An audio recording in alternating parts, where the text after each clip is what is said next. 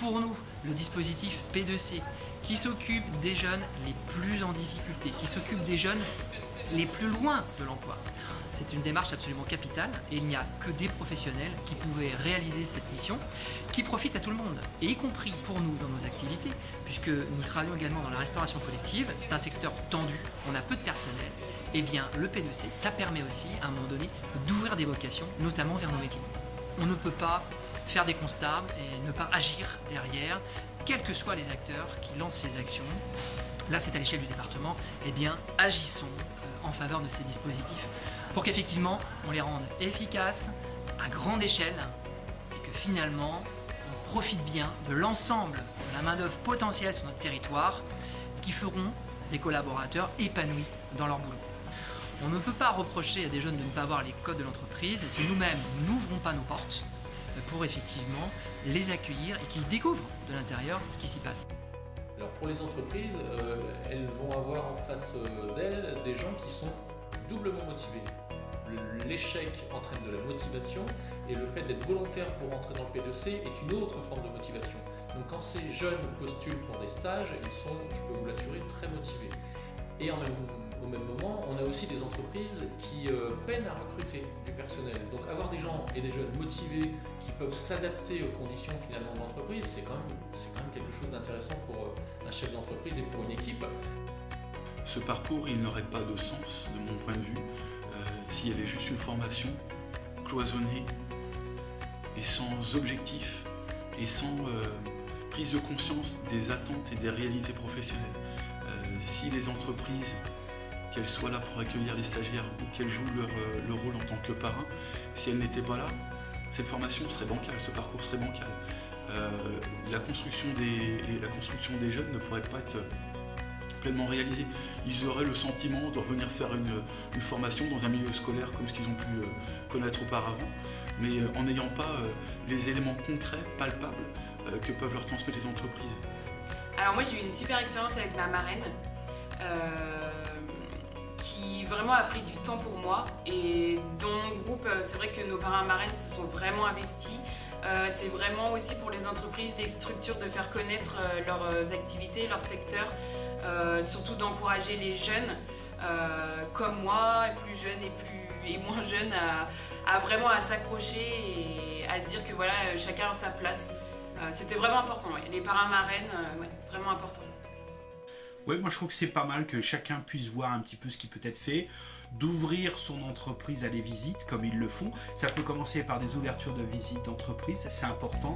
Ça peut aussi d'être intervenir dans le groupe pour expliquer son métier. Je trouve que c'est important aussi. Ça peut aussi participer, de parrainer un jeune. C'est quand même, c'est tout un ensemble de choses qu'on peut faire. Et c'est des petites choses.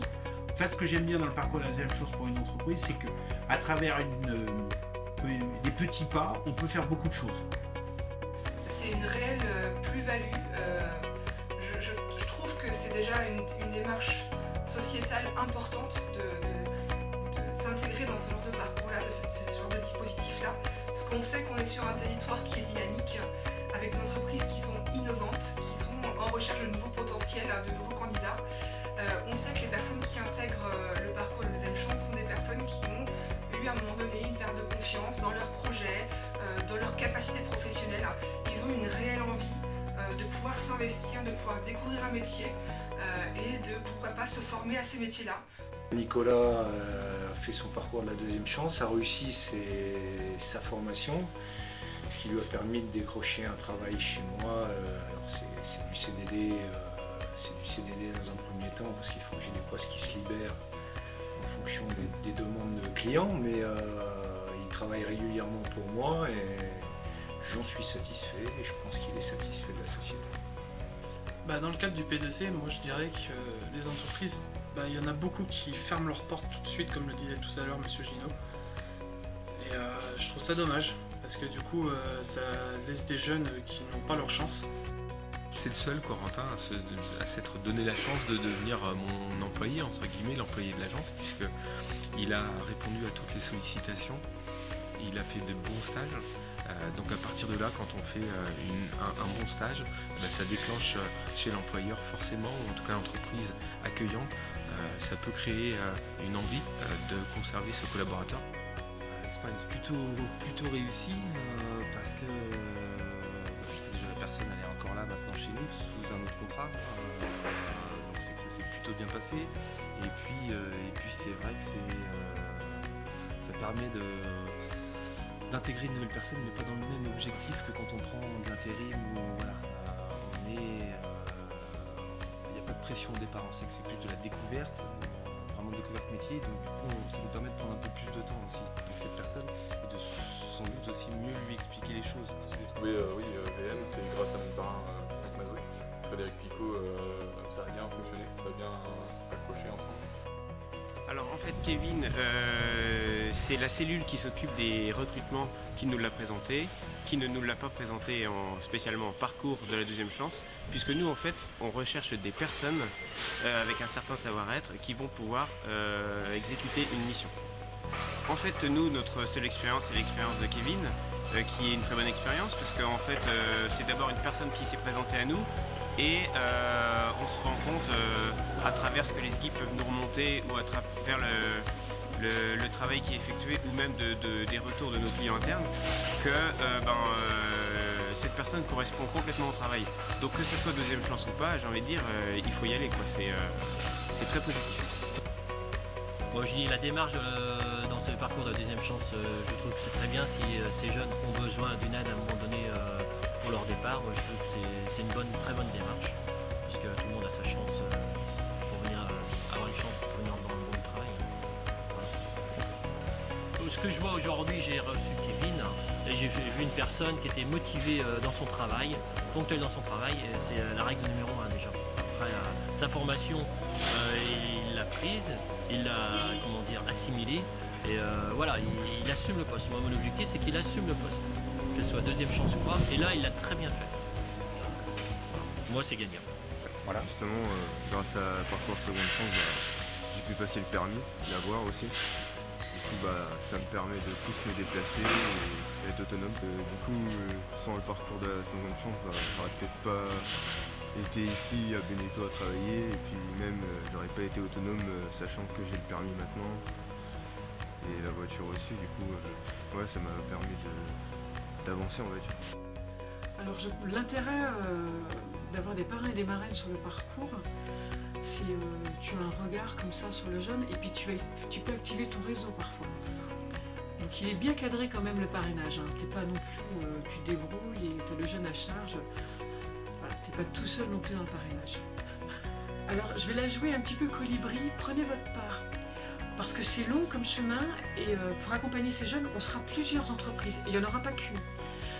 Donc si chacun prend sa part, ça sera tous ensemble, quoi. Tous ensemble qu'on aura une dynamique, et tous ensemble qu'on aura des jeunes qui vont s'intégrer dans nos boîtes.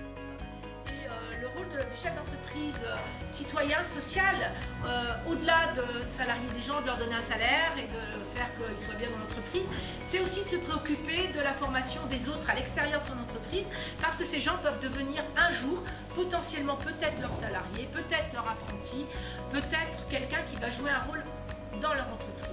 Et si nous tous, chefs d'entreprise, on commence à donner un petit peu de temps et d'énergie et puis d'argent, parce que c'est forcément un peu d'argent aussi, parce que le temps c'est de l'argent, eh bien on va jouer notre rôle. Et le problème actuel qu'on connaît de recrutement, d'être en phase avec les gens, que les salariés soient en phase avec leur entreprise, eh bien va s'estomper au fur et à mesure, parce que nous on aura joué notre rôle.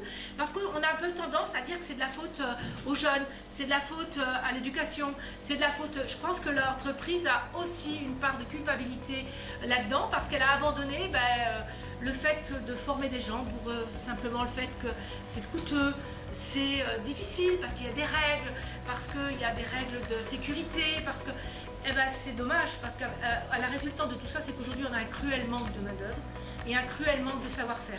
Je pense qu'il ne faut pas s'arrêter, il ne faut pas lâcher. Le chemin est le bon, cette initiative est excellente, il faut la continuer, probablement l'améliorer, faire quelques réglages, mais nous sommes dotés dans notre département d'un système et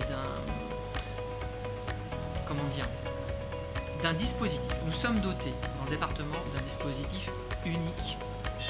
C'est un investissement pour l'avenir, c'est un investissement pour nos jeunes, mais c'est une politique que pour laquelle on ne peut que se féliciter, l'encourager, l'accompagner et chacun à notre niveau y participer. Je voudrais adresser un grand merci à la Maison départementale de l'emploi et le Conseil départemental bien évidemment qui finance pour la mise en place de ce dispositif sur l'ensemble des territoires du département, parce que ça permet à nos jeunes qui pourraient se sentir abandonnés, délaissés par le système éducatif normal, de ne pas être délaissés justement et de pouvoir trouver leur voie et qu'on ait des petits Vendéens qui plus tard seraient heureux. Et ça c'est vraiment très important.